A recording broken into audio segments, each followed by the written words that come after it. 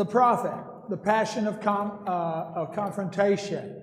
Romans 12:6, Ephesians 4:11. In 12:6, it says, since we have gifts that differ according to the grace given unto us, let each exercise them accordingly. If prophecy, according to the proportion of his faith. Ephesians 4:11, he gave some as apostles, some as prophets. Only 3% of a congregation test highest in this gift. The word prophet, I want to spend some time on here. Prophetus, pro, for, and fetus is the thought. It's one who brings forth their thoughts. Propheme. You're just saying what's right there on your mind. That's the prophet. Okay? And Vine's expository defines the word as one who speaks forth openly. Without controversy, the primary definition of the word we find in the scriptures refers to that of a miraculous nature. The first century church had the miraculous gift of prophecy, as we discussed, but that miraculous gift is gone because the word is fulfilled. Those things were there to confirm the word by the signs that followed, not the other way around. This is not to confirm somebody's faux miracles. It is already backed up by miracles. But how do we know? How do we know that this is referring to the passion of the prophet? Well, Romans 1:11. An apostle had not yet been to Rome, and Paul says in Romans 1:11, for I long to see you in order that I may impart some spiritual gift to you that you may be established. He was talking about the laying on of hands. They had not yet been empowered with anyone there. No apostle had been there. Rome was pretty far out of the way. And so when he mentions it in Romans chapter 12, and he says, since we have gifts, well, he's talking about non-miraculous gifts at that point, because nobody was there. He longed to do it, to give them a miraculous gift, but they had not yet received any of those. And so, knowing that, a good way to understand the passion of the prophet would be this. I think I have a picture up here, don't I? Yeah, let me tell you the story about the prophet and the donkey. Okay, this is not actually a real photograph, it's just a painting. Okay, this was a couple thousand years ago. A man was riding a donkey through town by Jericho, and there's this guy, this old guy, sawing a tree, a branch, but he's sitting on the branch. And this guy on the donkey said, excuse me, sir, you might want to get on this side of the cut. And the guy in the tree was arrogant, he was prideful. He says, my daddy was a tree trimmer. My 3 brothers are tree trimmers. I had 3 uncles who were tree trimmers. My granddaddy was a tree trimmer. My brother's sister's cousin's former roommate was a tree trimmer. Don't tell me how to trim trees. And then the guy on the donkey says, okay, fine. Okay, fine. Well, he just keeps riding along, and all of a sudden he hears this big crash. And he turns around, and the artist drew it right then. No, he didn't. That's just a picture of a guy on a donkey. But he saw the man, he stood up, and the man looked at the guy on the donkey. He says, stop that man, for he is a great prophet. Because he predicted he was going to get hurt. You see, the prophet, those in the congregation, are those who have the passion of confrontation. They're going to say something. They're the smoke detectors in the congregation. And they get a bad rap a lot of times too. By the way, watch this. I want you to see something here. Okay, let me get over here. Okay, la la la la la la la la. Passion of teaching. Here we go. You keep looking at me. Well, what were you just doing? You were just like this. Okay, but listen to what I have. A description of a prophet. Okay. I have a line in here. There's always one of you, and they always sit in the same spot from the speaker. Where does it say? Watch out, let's see. It's on here. Black and white, biggest signal. Where I talk about they tend to sit on the right side towards the front of where people are seating with their arms crossed, scrutinizing everything the speaker's saying. Okay, it's in here in your notes. Okay, I was up in Calgary, Canada, doing this seminar, and there was this guy. He was just sitting over there, and what I did was we were going through the notes, and everybody knew who he was. And I went over, and he didn't get a book because he never heard of this before. He never even took the test, but he did after. And yeah, he was a flaming prophet. But what happened was, I took the book over to him. I said, "Can you read that for me?" And they said, "They'd like to sit in the front right of the congregation with their arms folded." And he went, "What?" He said, "I disagree with that." Everybody said, "It's you, dude. It's you." But let me continue on there. Ezekiel 3 in Revelation chapter 10. You remember in Ezekiel, eat the book, is sweet to the flavor, bad to the stomach. That vision is carried out in Revelation chapter 10. They can bring it down. It might be good this way, but it's going to come back. And that's what the message was carried from Ezekiel chapter 3 to Revelation 10. You must prophesy again. You're going to have to speak. You're going to have to say something. Here are some of the, they have their senses trained to discern good and evil, Hebrews 5:14. You can tell them, like, what's your favorite verse? Quick, give me your favorite verse of all time. Quick. Psalms chapter 8, the whole chapter. The whole chapter. Okay, why? Because it speaks of God's creation and how we relate to all of that. Okay. It's a whole chapter. You're a wise guy. We'll get back to you, brother. We'll get back to you. You're going to make an example out of me again. They're the smoke alarms for the congregation. The signs of maturity, they're very discerning. They're sensitive to sin. They're black and white thinkers. They're the black and white thinkers. They're steadfast in their position. Typically, everything is black and white as one of the signals. If a person say, no, it's this or that. Well, there's a lot of things that are in between black and white that has some freedom there. You do. There's sinful, safe, and stupid things that you can do in the Bible. And what we find here is they tend to, here it is right there. There it is. Okay, yeah, it's in my notes right here. Go ahead, read that. They tend to what? Read that out loud. Read that out loud. They tend to what? They tend to sit on the right side of the congregation, about 2/3 up, have their arms folded, and scrutinize every word you say. Truett Adair, the former director of Sunset, he's the chancellor now. He's a dear friend of mine. I had him speak out at Osceola. And Osceola, our congregation in Iowa, they had a lot of prophets in there. And it was like Prophet's Row. It was up here. See, you would be up farther probably if you weren't doing that, but that's okay. Nobody's going to sit in front of you because they don't want to get the glare. Yeah. But we had a whole row of these folk that would sit and scrutinize. And they were all like flaming prophets. They're all just like this, always scrutinizing. And Truett came up to do a seminar, and when I took him to the hotel that night, I said, "How do you like the congregation and everything?" They said, "Oh, yeah, I like them. They're pretty nice and stuff." And then we're just talking. He says, "Who are those flaming prophets in the front row?" I said, "Oh, you saw them, did you?" "Yeah, I tell you, they scowled and the arms folded like that and just staring at me." I said, "You're having dinner with them tomorrow." But, I don't want to give them a bad rap. They're very decisive. They're candid in conversation, convicting in confrontation, and consistent in correction. If they're mature, that is their component. Nobody is as candid as the prophet. We had this lady in the congregation, Mildred Cantrell.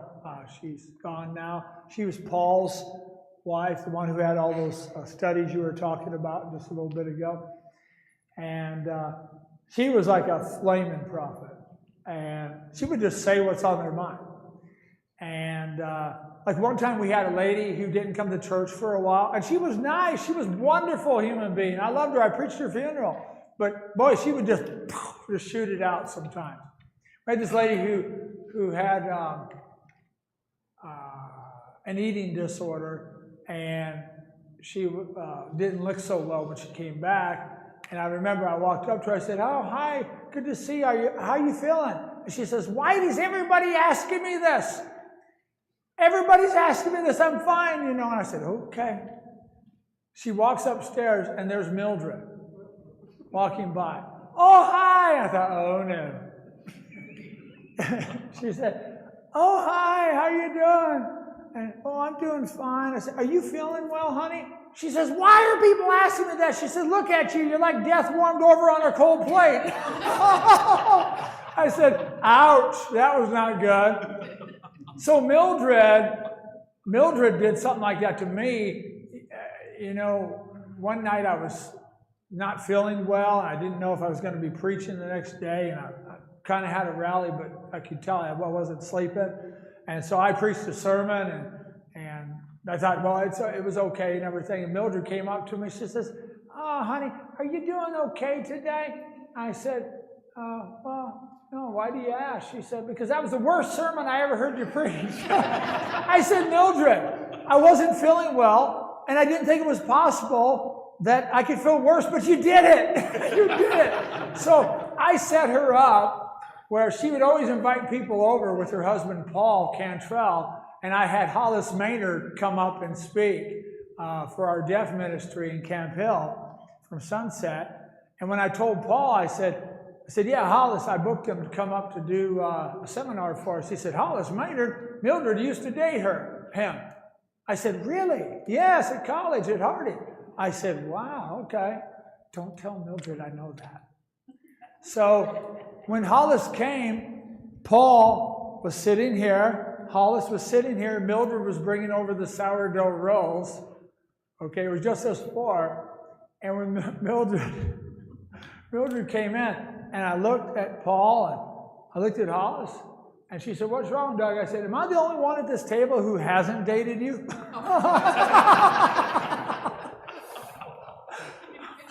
She said, "How did you know this?" But they're disciplined. They tend to live righteously, pray continuously. They tend to study regularly. The mature prophet is a very disciplined individual. And you never, ever, ever want to dismiss somebody with this passion. That's the worst thing you can do, ever. I want to tell you about some of the signs of immaturity. They tend to be judgmental. They have rough relationships, tend to be dominant, tend to be insensitive. When there's immaturity in the life of the prophet, watch out. Watch out. They can mow you over. They really can. And they're intimidating teachers. They tend to be opinionated, prideful, and over-demanding if they do not outgrow the immaturities. We have to be aware of an immature prophet. Like I had one who was in our congregation. She was a wonderful lady. She really was.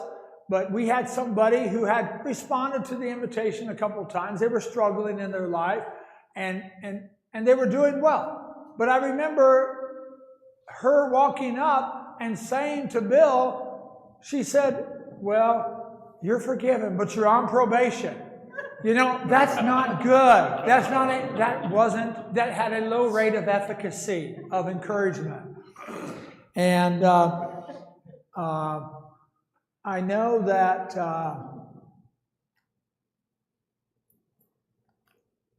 all right, so you mentioned Tabernacle, right?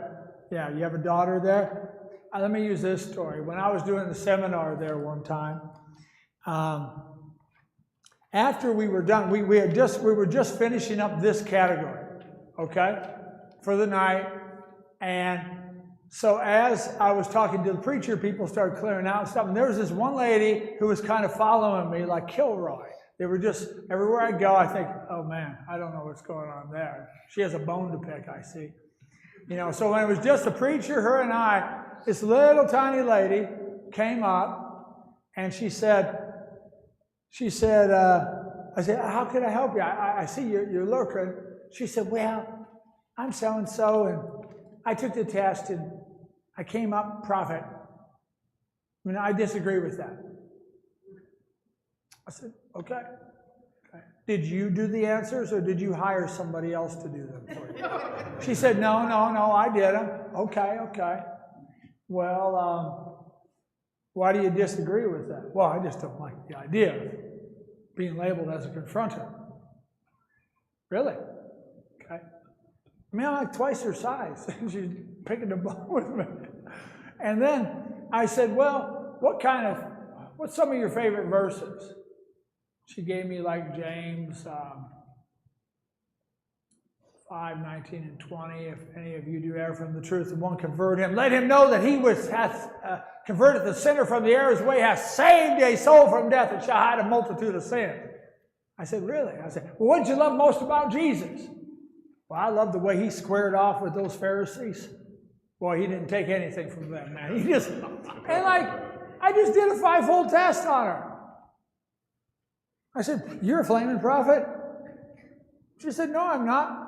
I said, yeah, you are. She said, but I'm not. I said, listen, you waited for 45 minutes to confront a gospel preacher twice your size about something you already did, and you've confirmed 2 other times to say that you're not. Yeah, you're a prophet. She said, but I don't want to be a prophet, is what she said. I said, that's not up to you. Your passions are who you are. And everybody who knew her in this congregation, they would say the same thing. They say, yeah, she was just so firm. They oftentimes are like party poopers. They seem like people, the encouragers, like, oh, well, you're just mean. You're just mean. No, they're being honest. Well, what does a smoke detector do? They warn. If you don't have warnings, you get in trouble. If you see something, you say something. Well, so we talked about, what could she do? I said, what's your personal ministry? She said, well, I don't really have one, And I said, well, have you considered maybe? And we talked a little bit about it, and she came up with the idea of having lessons for the young ladies on how to watch out for the dangers of the world that they're facing in culture. And she set that up with the eldership.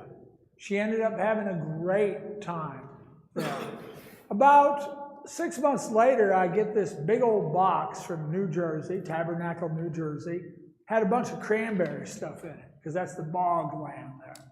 Cranberry jam, cranberry this, cranberry that. And it said, hello, from your favorite prophet. I just wanted to let you know. She had a card, brought me up to date. She said, enjoy the cranberries. And but you are who you are. That's who you are. If you're something, don't try to fight it, empower it. She was passionate about it. And so they also have erratic emotions. They tend to be depressed, angry, and pessimistic. Pessimism is a huge component of, and you got to fight it. When you're young, you're a pessimist, but you have to outgrow that part. Because this is my tertiary gift. I'm very high in this. People that I know who they're always saying, I can do all things through him who strengthens me. Or they'll say, with God, nothing is impossible. Now, I named 4 verses in Hebrews that said there's 4 things impossible for God to do. Don't take it out of context. They'll say something really, really encouraging. Be anxious for nothing. And I'll say, but this is something. The pessimist and the optimist, they have to understand each other. The encouragers, they're the optimists. The pessimist usually is this. But you have to restrain weaknesses. You have to restrain those things. Here's some ways to enjoy this type of gift. practice a confrontation ministry. Well, that don't even sound good, Doug. What is that, like gangland drive-bys or something? No. We did this. We had so many prophets of this passion in Osceola that I would team one up. There was this husband and wife, and they're usually opposites. The wife was a flaming prophet. The husband was a flaming encourager. It's like opposites. So I said, I got an idea. We need someone to visit people who maybe are dropping out of services to encourage them. I think you'd be good at that. Why? Because you just want to encourage and you want to confront. You could be good guy, bad guy. Why don't you knock him down? The other guy pick him up. Just knock him down, pick him up. And you know, they would go out and they would be the good cop, bad cop thing. And it worked really good. They weren't mean or anything, but they knew that person is more firm, but this person's loving. They're a couple. We had one lady, she didn't come to church for quite some time, and I sent one of the ladies to go visit her, and we talked about she was kind of immature. I said, whatever you do, don't mow her over. Go out there and just show her love. Show her compassion. She already knows who you are. You're firm. And Leola drove 8 times around the block. She was so nervous. This lady did not come for 6 months. But she was there the next Sunday, and I found out what happened. Leola went up, and she was just processing. She kept praying, Lord, help me to show the love.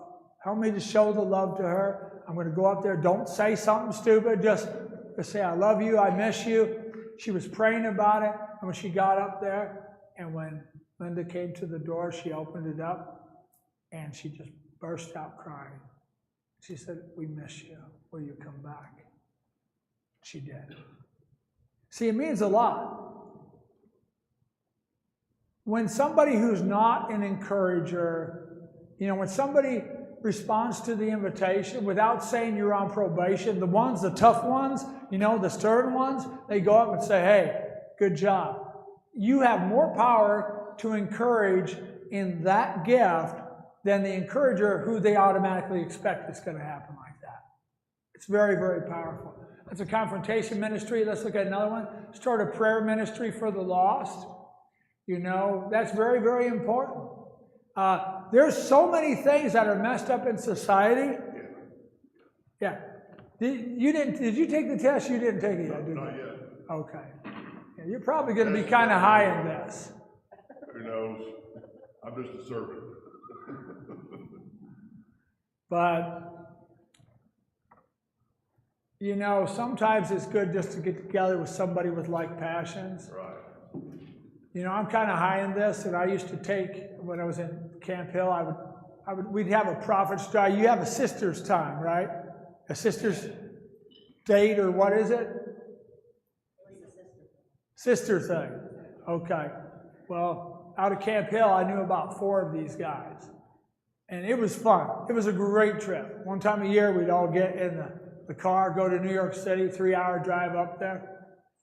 And we would just talk about everything that's wrong in the world. I mean, it was great. Can you believe this? No, I can't believe that. It was just therapeutic, because now we live in this politically correct society where you can't say anything. Get together with brothers and just have a check up from the neck up. Yeah, this is still wrong. Okay? And that you're not alone in this. We have not all collectively lost our mind.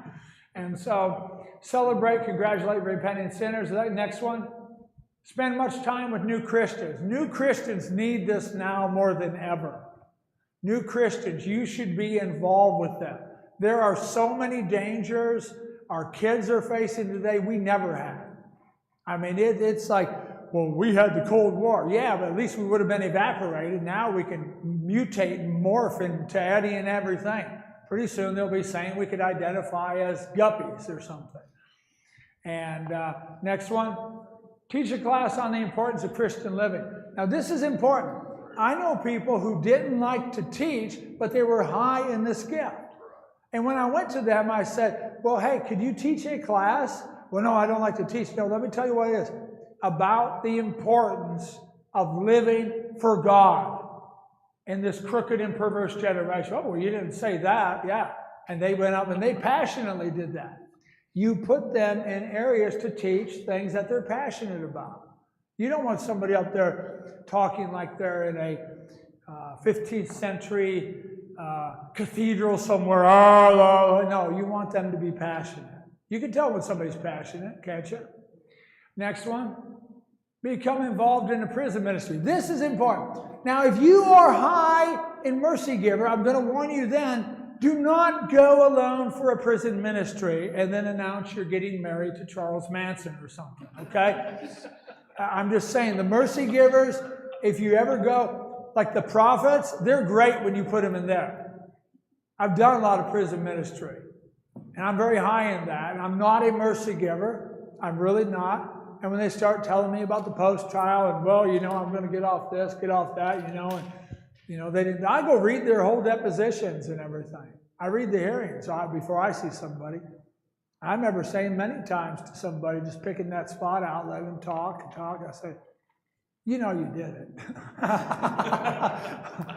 I can't work with you if you're going to be dishonest about why you're here. I mean, you're so guilty, Osama bin Laden sent an email and said, just confess it, okay? Just get it over with. Let's talk about, but when you go into the prison ministry, that's very important. You need somebody who is resilient enough not to fall for everything. Because remember, the prophet will scrutinize. If they're a prophet teacher, heavy scrutinizer. Heavy scrutinizer. Very good. Let's cover the teacher next. That one's a pretty easy category. Teaching, the gift of teaching. 9% of everyone who takes this test will come up that. He who teaches in his teaching, and he gave some as teachers. Well, what is the teachers? Didaskalos, the transfer of information from one head to another. The inner drive of a person, they want to communicate the Word of God. That's what they want. And by the way, each congregation and each individual has different passions, and I'll get into your congregation has a spiritual DNA makeup, and we'll know what it is if you take your test, and I'll produce a report. You remember the Bereans, what they do? They search the scriptures daily to see whether these things are so. They want to know what it would say.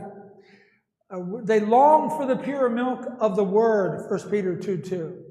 Psalm 119, 103 is a catchphrase for them. How sweet are your words to my taste. Yes, sweeter than honey to my mouth. They love the Word of God. Now, you might all say, well, I love the Word of God. No, these guys are like different than that. Unless if you're this, I know people, preachers. I have friends who are preachers who I could never ever do anything with because they park themselves in their office for 40 hours a week and they just want to study every little component of the entire sermon and then study of the direct derivative of this and that. And I had a dear friend that I just told him, I said, dude, you got to get out of the office, you flaming teacher. Oh, but I just want to make sure absolutely, positively, without a shadow of a doubt. Okay, it's true, let's go. Let's go fishing. And Ted Stewart was really high in this. We were talking about Ted. Oh my goodness, he'd always carry volumes of books and actuarial tables he made for the Egyptian dynasties. It was like, okay, Ted, just tell me the year. That's all I need to know. Jesus was called teacher more than anybody in the Bible, 42 times. People recognized Jesus as a teacher. The scribes called him teacher. Pharisees called Jesus teacher. The rulers, Herodians, apostles. He was called teacher more times than not. He was incredibly passionate about that. But we are also supposed to have passions for that. 1 Timothy 2 verse 7, Paul says, I was appointed a preacher and apostle. I speak the truth in Christ and lie not, a teacher of the Gentiles in faith and verity. Paul himself, I believe, was very high in this passion. You can almost see these gifts. In a later edition of this, I'm actually going to produce a volume of this on how to use this information to recognize people's spiritual language. That would help quite a bit. Let's get to the signs of maturity. If you're a mature Christian, you hold fast to the faithful word in accordance to the teaching in Titus chapter 1. Their study is excellent. Now, this is my second gift, my secondary gift. It's very high, not as high as my evangelism, but if you saw like my study habits, I think I brought my journal that I was working on. What did you think of that, Russ? It's pretty detailed. Yeah, I mean, each page is like hours. You know, this time last week, I sat down for 5 hours and drew out geographical maps and everything to understand it. But then I had to go do something else. But the teacher, they could park there all day. They are incredibly passionate about that. They're diligent in research, deep in knowledge, dynamic in presentation. Their passion compels them to put the time in to go where they need to go with it. That's the difference. The same thing like Michael Jordan had a passion for basketball. Yeah, he had talent. Genetically, he was tall enough, strong enough to do things, but the passion is really ultimately what drove him to where he was at. Their stability, they're firm in their position, factual in their feelings, faithful to the Bible. When you're a mature teacher, you fact good before you feel good. It creeps you out when people say, well, you know, I feel, and they don't give any backing for that. It really, really bothers them. I'm constantly telling my congregation, fact good, then feel good about the facts. Because then you're not being deceived at that point. They believe the sum of God's word is true, Psalm 119, 160. I want to tell you about my daughter. My daughter, Natalie, her number 1 and number 2 is teacher servant. And I knew what all my kids' passions were before they were 5 years old. Already knew it. And they're all very successful too. I have a daughter who won full scholarship to ACU. I have another daughter, pretty much won full scholarship for her teaching degree. A son who went through the Air Force Academy and then UPenn Dental School. He got over $1 million of scholarships. I have another son who is about to retire major from Fort Riley. I knew what all their gifts were. And the one I'm telling you about, Natalie, when she was young, here's what I knew. I already knew what she was going to test out. So then I made sure I plugged in opportunities for her. She used to always want to help Dad. Always help her. Help this, help that. She just loved to help. Walk on my back when it hurt. She was just a great helper. But she also she taught my youngest son how to read when she was 5. As she was learning to read, she came back, my son Andrew, who's the dentist now, he learned to read from her when he was 3. I mean, he could read. He won reading contests. She's the one who taught him at 5 years old. As she was learning, she'd come back with her chalkboard and she'd say, and Andrew, pronounce this. And she would take him through all that. And I went to open a book one time to read it to Andrew. He says, well, I want to read. What? I grab another book. No, you know that one. Grab another. He's reading. And I thought, she loves to teach. She was always trying to teach people. So I plugged her in to things in her childhood. And when she was turned 16, she wanted a job at Denny's. We lived down the street from Denny's because she wanted to be a server. And we had a rule that if you have a job, you do not miss church. You need to be in church. And you have to carve that provision out. Well, they saw who she was, and they offered her the job, but she said, well, I can't take it. But she came back, and she was really downtrodden. And I said, well, what's wrong? She said, well, they offered me the job.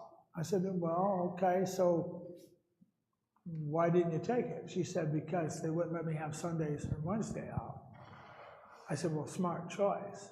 But I went up and talked to Michelle, the manager.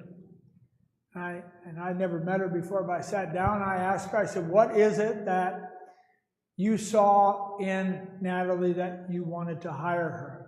Well, she's obviously very smart. She's a hard worker. I could tell that by just the things she's talking about. She's very well spoken of. But I think most of all, I like the fact that she was a Christian and did not hide that. And I said, well, you realize that if you try taking away her time with the church family, then that number one thing you like the most begins to go away if you don't give her time to go to church and participate. I said, as her dad, she knows that this is very, very important to her. And I said, if you would let her to be off on those days so she could always do stuff with that, you will be blessed with her. She said, okay, I'll do it. She got hired. By 17, she became the youngest trainer in Denny's history. She ended up managing the restaurant. Now she has a teaching degree, by the way. She won 9 scholarships for that. She kept being called up in front of everybody. 9 times she got called up on awards night. Everybody's like, why doesn't she just stay up there? And, but now she's the manager of Mission Barbecue for the Northeast. And she's able to stay home, and she's training her own kids. We had a grandson through her named Jonah. He is borderline autism. At teaching, really coming great. He's a great kid. He's going to be okay. But because of the passion of a young lady named Natalie, who had an incredible passion for teaching. You know, tomorrow morning, she'll be teaching at Camp Hill Church of Christ, the young kids. And her sister, Abby, my other daughter, she's there too. And so there's satisfaction. They're content with context. They're comfortable with the truth. They're calm with the word. If you're truly a teacher, you can read something and you're going to say, yeah, I'm okay with that. You'll accept it because that's your attitude. You're not going to argue against the Bible and say, well, I just disagree with you, Paul. You know, they're comforted by the word, but they have immaturities too. They tend to use too much detail, tend to do too much studying, tend to expect too much. I'm telling you, we had a preacher in Iowa City where I was baptized. When Wayne Walling left, we had a new preacher come in. They hired him, and he was working on his PhD from University of Virginia, religious studies. And I carried his dissertation he was working on in a box. It was thousands of pages on the book of Ephesians. And I remember looking at that. What is all this? Oh, it's my dissertation. They sent it back to him numerous times and said, take 500 pages off. Take 500 more pages off. You know, it's a 6-chapter book. Clinton Arnold wrote on that. You can get his Power and Magic book. That was the greatest dissertation I think ever written on there. But I'm telling you, this guy was overkill. And here's what happened. He would teach like that. He would teach like that. He would get up. He announced on Sunday evenings he was going to teach the book of Ruth. He took 6 months to get through the book of Ruth. I remember he was going, Melon and Chilion, pronouncing, making the sounds and everything of Hebrew. He was just trying to, and when he announced, I mean, people were, you just can't go through stuff like that. And when he announced He was going to start a series on Job on Sunday morning.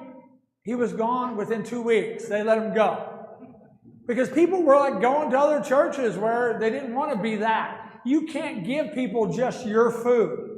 This, like, not steak, but titanium laced steak. I mean, you need like a chipper or something to break it down. And so, and see, here's the thing. He got his PhD, but he went through like 4 preacher's jobs, and he's not even in preaching now. He's not. I think he might even have gotten a job at a college somewhere, but that wasn't what God wanted. That gift was there. You have to, when you're teaching, you have to learn to adjust to all levels. That's a talent for teaching. Their conceit, they can tend to be prideful, critical, intolerant. You know, if anyone thinks he knows anything, he knows nothing yet as he ought to know. You're too much studying hath made thee mad. Sometimes they will just become very prideful. I've been to preachers' meetings where usually the ones that kind of get out of line and say, I just disagree with that, and they want to argue the points and stuff like that. That's not how God wanted. You know, there's a difference between reasoning with somebody and then trying to bully them with what they know. And I know that there was a guy up in New York at one of the churches. I took some members of the church up there for a tour. And I thought, well, I'm going to stop by at this church.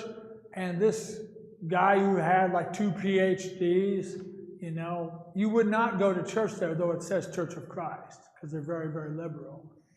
And all he would do is, he would, you know, when I knocked on the door and he came down, I said, well, how you doing? I'm Doug Hamilton and stuff. And he said, where did you go to school at? And I told him the schools I'd gone to. He said, well, when I was working on my first PhD at Pepperdine, and then I was working on another PhD like that, and then he's just talking about himself and all the studies and stuff he had. I said, well, okay. Are you baptizing anybody? Well, no, it's hard market over here. I said, oh, okay. I just wanted to see the church and say hi. I got some Christians here. They want to see a Church of Christ here. So he gave us a tour, but he was high-talking. You know, I've gotten into debates with people before, and to me, honestly, if you have the wrong attitude with what you're learning, PhD stands for post-hole digger for me, okay? It means nothing at that point. I want to tell you a good way to have joy in this is go ahead and engage in a steady regimen of exegetical study, tearing apart verses. Really dig in. Take the time to do that. It'll give you a lot of joy. It'll give you incredible joy. Go ahead and do another one. Commit memorization to scriptures. Memorizing scripture allows its potency to permeate one's thinking and behavior. It's the most pure form of study you can have. That's very, very important. Well, I just can't memorize. Well, how about I give you the 10 shortest verses, memorize those. Jesus wept, and we'll work up to pray without ceasing. I mean, just memorize. You'll get it. Your passion will let you get there. Read one biblically centered book every couple of weeks, commentaries, studies, stories, etc. Expand your knowledge. You know, a lot of times when I read other commentaries, I don't know if you have this, Russ, but I can't wait to get into a debate, mock debate with them. They'll say something. I'll say, really? What about this? You know, and I go through. That's my evangelist side. But do you end up having a mental debate with like Barclay or F.F. Bruce or somebody? Oh, yes. And then I'll go the extra mile and try to prove them wrong. Yeah, I've had many arguments with dead writers. And then I'll tell the church about it on Wednesday night. Yeah. Teach a variety of classes, different age groups, topic, text. Learn to shift. If you have been teaching the adult class, well, then why not go down and teach the teen class sometime? Well, I don't have any teenagers. I know they don't have any old people either, so why don't you get in there and teach? Okay? But, you know, and teach the little ones. If you can teach all levels at all, then you become a better teacher and you become more effective. That's what God wants. So learn to shift gears. Another one, consistently share your recent discoveries with others. This is the thing. I have people all over the world I call in different time zones. If I'm up studying early or I study late, I see the pearl of great price, and like my cats don't care. I can't share with them. I'll text Alguni Jenna in India or Augustine Tawaya or somebody in Africa. I'll text them and say, can you believe this? Well, this is great because they're like me, and we just want to bounce that back and forth and rejoice in the Lord always. And again, I say rejoice. And so go to seminars whenever possible because you learn a lot at seminars. Now, I'm going to close with this story about Wonderful Webster. I'll get done real quick. Oh, man. I've had enough story. I'll tell you this story here. Wonderful Webster, it's in the book. Webster grew up in the Church of Christ. He fell away many, many years ago. He ended up out at San Francisco, the bastion of not Christian spirit out there.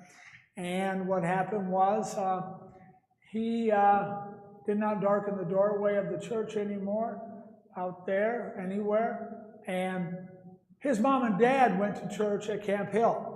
And what happened was, it always bothered her mom, but he's way out there. I don't have a relationship with him, but he liked to shoot guns. And he'd like to go to the pistol range. Well, I do too. So I said, well, when he comes out, why don't I set it up to go do that? Sure enough, we went out to the gun range, and there we're plugging away at the targets and stuff. We get into a conversation about Christ, what happened, where did it go? And I said, and I did an analyzation on him on what his giftedness is, and he was easily a flaming teacher, big time. I said, well, you know, Webster, if you ever get back into Christ, you probably would be more passionate about it if you actually plugged in who you really are. He said, what are you talking about? Gave him the test, it was confirmed. Well, here's what happened. When he went back out to San Francisco, he rededicated his life to Christ. He started attending a small congregation of the Church of Christ out there. He started going to Sunset.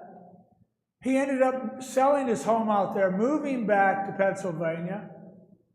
And he has been the preacher for the last 5 years at Lewistown Church of Christ. All this because he was plugged in. And I have a note in here. Here's the text that he wrote me. Howdy, I wanted to drop you a line to say thank you. Really, thank you. This schoolwork is well worked. I love it. I'm being pushed to learn in a way I haven't done in a long time. Each course, as I look forward to, will challenge me and educate me tremendously. I thank you from the bottom of my heart for having faith in me and leading me in this direction. All I did was, I said, you know, you never got a chance to go to college? Tell you what, I'll pay for your first class at Sunset. You just go ahead and do that, because I think you'll do really great at it. Well, he said, no, I'll pay for it. Well, he paid for it, and he kept doing it, and he ended up graduating. He was plugged in to his gift. And that's what we have to do. Employ your gifts in serving one another as good stewards of the manifold grace of God. Let's take a break. We'll come back and do 2 more after that.